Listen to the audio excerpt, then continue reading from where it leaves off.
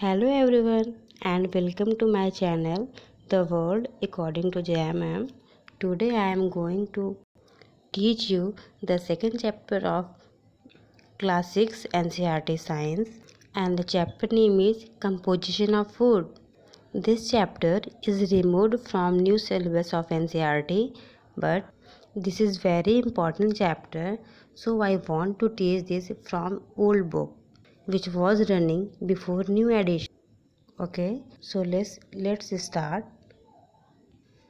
इस चैप्टर में हम भोजन के घटक के बारे में पढ़ेंगे। ठीक है, तो जब बात भोजन की आती है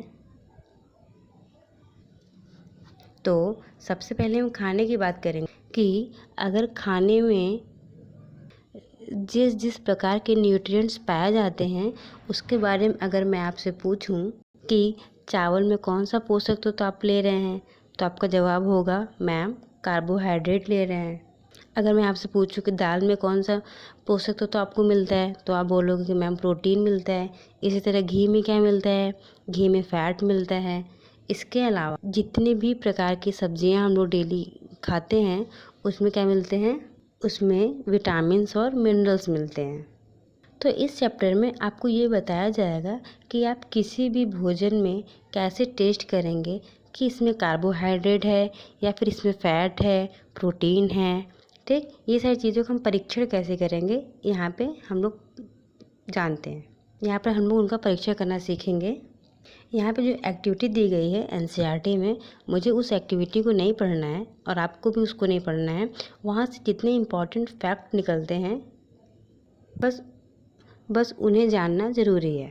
अब देखिए, जैसे कार्बोहाइड्रेट का पता करने के लिए किसी भोजन में कार्बोहाइड्रेट है या नहीं, ये पता करने के लिए क्या करेंगे, हम सबसे पहले आयोडीन लेते हैं और आयोडीन को डालने से अगर उस फूड आइटम्स का कलर ब्लू ब्लैक हो जाता है तो मुझे लगे तो हम ये कह सकते हैं कि उस फूड आइटम्स में आयोडीन प्रेजेंट है। इसी तरह जब हमें ये पता करना होता है कि इस फूड आइटम्स में प्रोटीन प्रेजेंट है या नहीं, तो सबसे पहले हम क्या करते हैं, कॉपर सल्फेट और कॉस्टिक सोडा का यूज़ करते हैं। तो उसका कलर कैसा हो जाता है, वायलेट कलर हो जाता है, जिससे ये पता चलता है कि हाँ इस फूड आइटम्स में प्रोटीन प्रेजेंट है। ओके, प्रोटीन के प्रेजेंस के बाद अब अगर मुझे ये पता करना है कि हाँ इस फूड में फ़ैट है या नहीं, तो उसके लिए हम क्या करेंगे, जैसे आप में से कभी किसी ने अगर ध्यान दिया है कि जब मम्मी गर्मा गर्म आलू के पराठे लाई हों और आप उस टाइम हेल्थ कॉन्शियस हो जाते हो और टिश्यू पेपर से क्या करते हो, उस पराठे को उसमें रैप कर देते हो, लपेट देते हो, तो उस पराठे में जो एक्स्ट्रा ऑयल होता है वो क्या करता है, पेपर हमारा उसको पेपर जब एब्जॉर्ब कर लेता है तो इससे उस पराठे में ऑयल का जो अमाउंट होता है वो कम हो जाता है, जिससे ऑयल का जो उस पराठे का फैट होता है वो किस में आ जाता है, पेपर में आ जाता है और पेपर ट्रांसपेरेंट हो जाता है। इस तरह से हम फैट का पता करते हैं कि हाँ किसमें फ़ैट प्रेजेंट है या नहीं। ठीक है, अब हम लोगों को ये पता चल गया कि हाँ कार्बोहाइड्रेट पता करने के लिए, प्रोटीन पता करने के लिए और वसा के परीक्षण के लिए हम किस तरह से उसका एक्टिविटी को करें। लेकिन जो कार्बोहाइड्रेट होता है वो भी इंस्टेंट एनर्जी देता है हम लोगों को। एनर्जी तो फैट भी देता है, बट जो कार्बोहाइड्रेट होता है वो क्या करता है, वो इंस्टेंट एनर्जी देता है। जैसे अगर कोई भी 1 ग्राम कार्बोहाइड्रेट है तो उसमें मुझे 4 किलो कैलोरी मिलेगा, और अगर 1 ग्राम प्रोटीन है तो भी मुझे 4 किलो कैलोरी ऊर्जा मिलेगी। बट अगर 1 ग्राम फैट हम यूज़ करते हैं तो उसमें मुझे 9 किलो कैलोरी मिलेगी, और जो फैट से जो मुझे एनर्जी मिलती है वो लंबे समय के लिए होती है। लेकिन जो प्रोटीन से मुझे एनर्जी मिलती है वो कैसी होती है, वो बॉडी बिल्डिंग होती है, और कार्बोहाइड्रेट से जो मिली हुई एनर्जी होती है वो कैसी होती है, वो इंस्टेंट एनर्जी मिलती है। और जब बात करते हैं विटामिन की, तो विटामिन जो हमारे आँखों के लिए, दांतों के लिए, हड्डियों के लिए, इस तरह से हमारे लिए यूज़फुल होते हैं। विटामिन के कई सारे पार्ट्स होते हैं, जैसे vitamin A, vitamin B, vitamin C, vitamin D, vitamin E and vitamin K. उसके बाद विटामिन बी के कॉम्प्लेक्सेस भी होते हैं, क्योंकि विटामिन बी में 8 विटामिन होते हैं।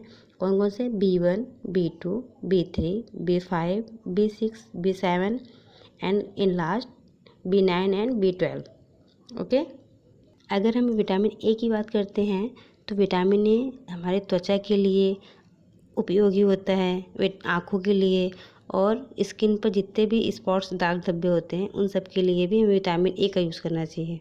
और जो विटामिन सी होता है वो हमारे इम्यूनिटी के लिए या फिर रोगों से लड़ने के लिए क्षमता प्रदान करता है। विटामिन डी हमारे हड्डियों के लिए यूज़फुल है। एंड जो कैल्शियम होता है, कैल्शियम दूध और अंडे के अच्छे सोर्स से माने जाते हैं।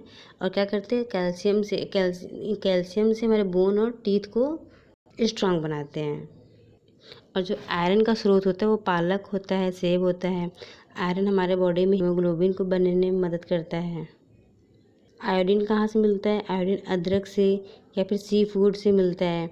और आयोडीन होता किसके लिए? थायराइड ग्लैंड के लिए। और फास्फोरस हड्डी या दांतों के लिए होता है। अगर मैं आपसे पूछूं ऐसा कौन सा विटामिन है जिसे हम सनशाइन विटामिन बोलते हैं, तो आप बोलेंगे vitamin D. Okay, vitamin D को क्या बोलते हैं? सनशाइन विटामिन बोलते हैं। ये रहा विटामिन। अब हम बात करते हैं खनिज लवण मिनरल्स की। तो हमारे बॉडी में मिनरल्स बहुत कम अमाउंट में चाहिए होता है। इसे हम माइक्रो न्यूट्रिएंट भी बोल सकते हैं। अच्छा, तो आपने प्रोटीन, विटामिन्स, फैट, मिनरल ये सारी चीज़ें तो खा लिया। ओके, क्या बॉडी को बस इन्हीं चीज़ की ज़रूरत होती है? नहीं, इनके साथ रफेज भी चाहिए होता है। अच्छा, रफेज क्या होता है? रफेज प्लांट्स प्रोडक्ट से मिलता है, जैसे ग्रेन्स, पल्सेस, पोटैटोज़, फ्रूट्स, ये सारी चीज़ें से मुझे जो रफेज होता है वो वाटर को एब्जॉर्ब करता है, जिससे बॉडी में कॉन्स्टिपेशन नहीं होता है। कॉन्स्टिपेशन या फिर कब्ज नहीं बनने देता है। ठीक है, जैसे लोग कहते हैं ना पेट सफ़ा हर रोग दफ़ा, तो पेट साफ़ के लिए भी मुझे क्या रफेज की ज़रूरत होती है। जितने ही बॉडी में प्रोटीन विटामिन की ज़रूरत होती है उतने ही अमाउंट में मुझे रफेज की भी ज़रूरत होती है। ओके, अब इतने सारे हम लोगों ने न्यूट्रिएंट्स को खा लिया, लेकिन ये न्यूट्रिएंट्स अवशोषण कैसे होगा, बॉडी में एब्जॉर्ब कैसे होगा? तो सारे न्यूट्रिएंट्स को एब्जॉर्ब करने के लिए हमारे बॉडी में वाटर का होना ज़रूरी है। वाटर हमारे न्यूट्रिएंट्स को क्या करता है? एब्जॉर्ब करता है। ओके, अब देखिए जैसे यहाँ पे कार्बोहाइड्रेट के स्रोत दिए गए हैं। कार्बोहाइड्रेट कहाँ कहाँ मिलता है? बाजरा है, चावल है, गेहूँ है, शकरकंद है, आलू है, गन्ना, पपीता, तरबूज, आम, मक्का, ये सारे किसके स्रोत हैं? कार्बोहाइड्रेट के स्रोत हैं। ओके, अब देखिए यहाँ पे वसा के स्रोत दिए गए हैं। कौन कौन वसा के जो स्रोत होते हैं वो भी 2 टाइप्स के होते हैं। एक कुछ होते हैं पादप, मीन्स जो प्लांट से प्राप्त होते हैं, और कुछ होते हैं एनिमल, जो जंतुओं से प्राप्त होते हैं। तो देखिए जैसे यहाँ पे क्या क्या है? सूरजमुखी का तेल, सरसों का तेल, नारियल का तेल, सोयाबीन का तेल। ठीक, ये सारे वसा के स्रोत हैं। गिरी है, तिल है, लेकिन मिलता किससे है? ये सारे प्लांट से मिलते हैं। और जो एनिमल्स से होते हैं, जो जंतु स्रोत होते हैं, जैसे मांस है, मछली है, घी, दूध, मक्खन, ये सारे भी वसा के स्रोत हैं, लेकिन मिलते कहाँ से हैं? जंतु स्रोत से मिलते हैं। ठीक है, अब आगे नेक्स्ट पे हम आते हैं। यहाँ पे देखिए प्रोटीन के स्रोत दिए गए हैं कि प्रोटीन कहाँ से मिलता है। प्रोटीन जैसे चना, मूंग, तुअर दाल, राजमा है, सोयाबीन, मटर, ये सारे किसके स्रोत हैं? प्रोटीन के हैं। मांस, मछली, पनीर। ठीक,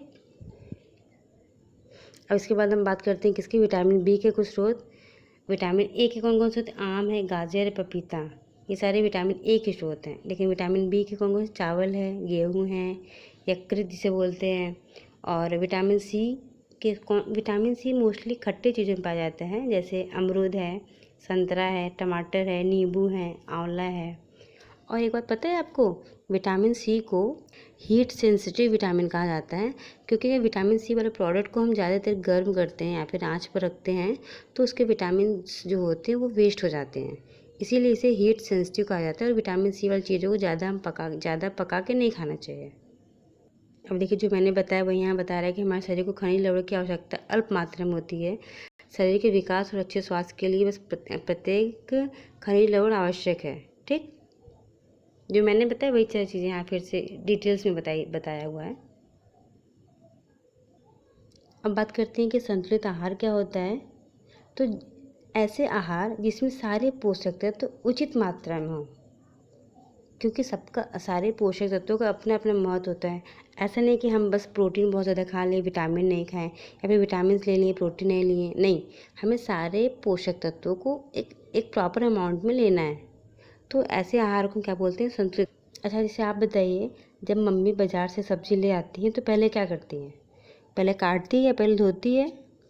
हाँ, मम्मी जब सब्ज़ी बाज़ार से लाती हैं तो सबसे पहले उसको धुलती हैं, क्योंकि सब्ज़ी को धुलने के बाद काटना चाहिए। अगर आप सब्ज़ी काटने के बाद धुलते हैं तो शरीर के तो उस जो सब्ज़ी होती है उसके पोषक तत्व तो नष्ट हो जाएंगे, तो हमारी बॉडी को कैसे मिलेगा?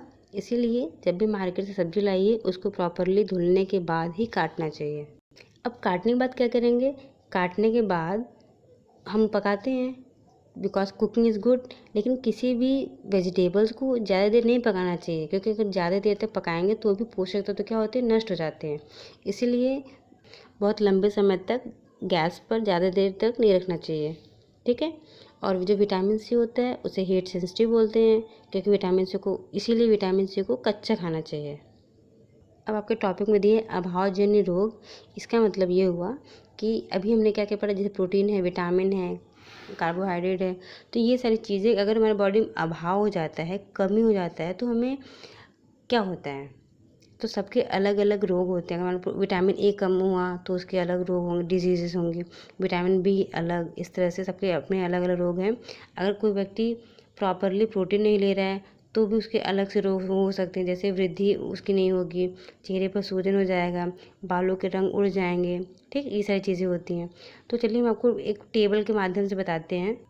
देखिए, जैसे यहाँ पे दिया है विटामिन ए। अगर विटामिन ए की डिफिशियंसी होती है तो लॉस ऑफ विजन, आँखों की रोशनी कमज़ोर होती है, पुअर विज़न हो जाता है, फिर loss of vision in darkness, sometimes complete loss of vision हो जाता है अगर विटामिन ए की कमी होती है तो। अब देखिए सेम टेबल से आपको हिंदी में मिलेगा, ठीक।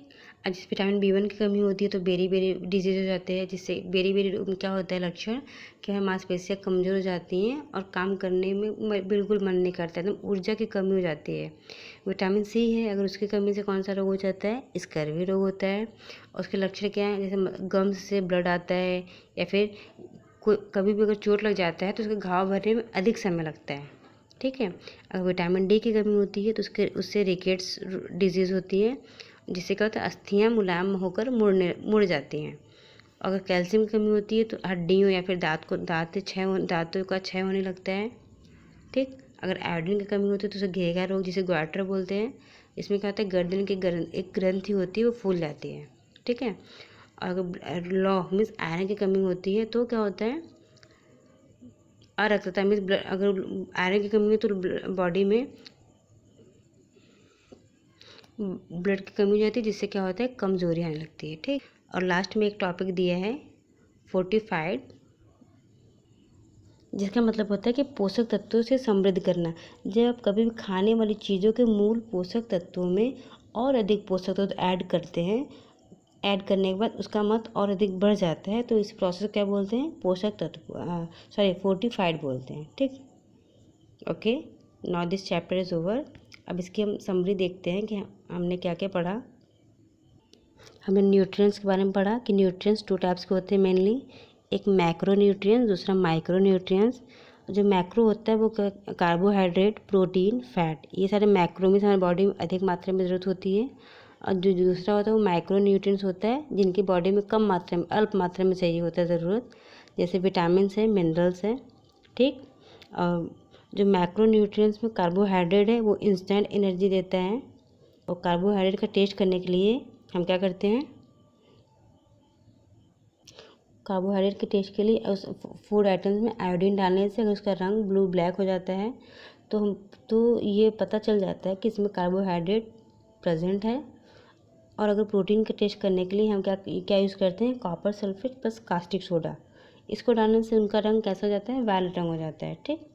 और फैट के लिए कोई स्पेसिफाइड नहीं किया गया है, उसके लिए बस ये है कि हम रैपर में लपेट के उसको ऑयल को कम कर देते हैं और मेरा सारा फैट जो होता है वो किसी पेपर में आ जाता है और पेपर हमारा ट्रांसपेरेंट हो जाता है। और माइक्रो न्यूट्रिएंट्स में विटामिन से मिनरल्स हैं, जैसे vitamin A, vitamin B, vitamin C, vitamin D, vitamin E and vitamin K, okay. और मिनरल्स में क्या क्या है? कैल्शियम है, फास्फोरस है, आयोडीन है एंड आयरन।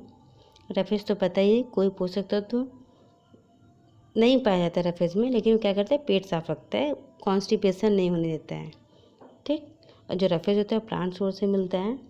हमारे बॉडी में माइक्रो न्यूट्रिएंट्स और मैक्रो न्यूट्रिएंट्स के साथ साथ वाटर भी इम्पॉर्टेंट होता है, क्योंकि फूड को क्या करता है, एब्जॉर्ब करता है, और बॉडी के वेस्ट मटेरियल को वाटर के थ्रू क्या करता है, बाहर निकालता है। ठीक।